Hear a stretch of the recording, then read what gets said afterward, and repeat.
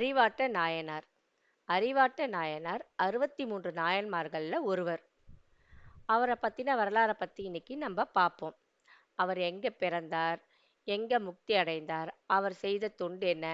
அவற்றையெல்லாம் பத்தி இன்னைக்கு நம்ம பார்ப்போம்.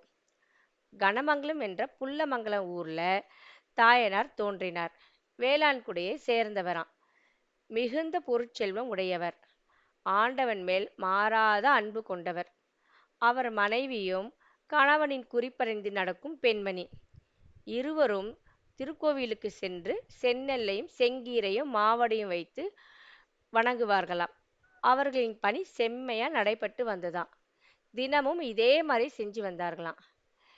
இவர்களோட தொண்டின் சிறப்பை உலகறிய செய்யவும் அவர்கள் ஆட்களும் கருதினார் சிவபெருமான். அதன் விளைவாக என்ன பண்ணார்? தாயனாரின் செல்வம் நாளுக்கு நாள் குறைய செய்தாராம். செல்வம் இல்லாத நிலை ஏற்பட்ட போதும் தாயனார் என்ன பண்ணாரு? நெல் அறுக்கும் கூலி வேலைக்கு போய் செஞ்சாராம். அந்த கூலியாக பெற்ற நெல்லின் செந்நெல்ல வந்த பெருமானு வழிபாட்டிற்கும் கார்நெல்லை தனக்கும் பயன்படுத்தினார்களாம். ஊரில் எங்குமே செந்நெல் விளைந்ததாம். கார்நெல்லே விளையலையாம்.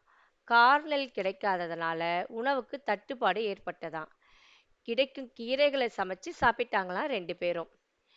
எப்படி இருந்தாலும் சரி, கடவுளுக்காச்சும் செந்நெல் கிடைச்சதுன்னு ரொம்ப மகிழ்ச்சியா நினைச்சிட்டு அந்த செந்நெல்லை எடுத்துன்னு போய் கடவுளுக்கு அமுது படைத்து வழிபட்டார்களாம். நாட்கள் கழிந்தன. கீரை கூட கிடைக்கவில்லையாம். கணவனும் மனைவியும் 2 பேரும் தண்ணீர் குடிச்சிட்டு வாழ்ந்து வந்தாங்களாம்.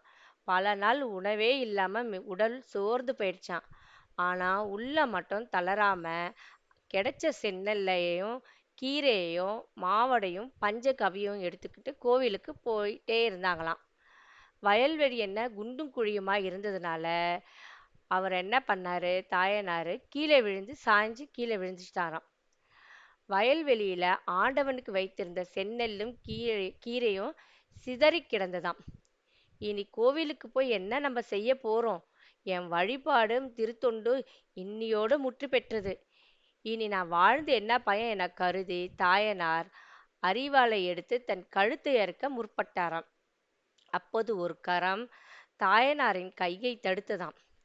பெருமாள் விடைமேல் தோன்றி, நீ புரிந்த செயலால் நான் மகிழ்வுற்றோம்.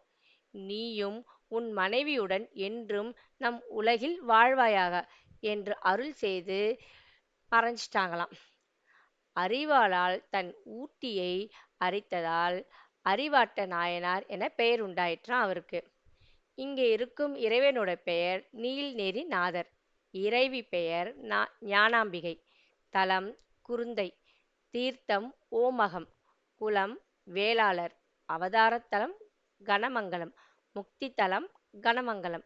செய்த தொண்டு சிவ வழிபாடு. குருபூசை நாள் முக்தி பெற்ற மாதம் தை மாதம். நட்சத்திரம் திருவாதிரை. முகவரி அருள்மிகு நீல்நெறிநாதர் திருக்கோவில், கனமங்கலம், திருத்துறைப்பூண்டி வட்டம்.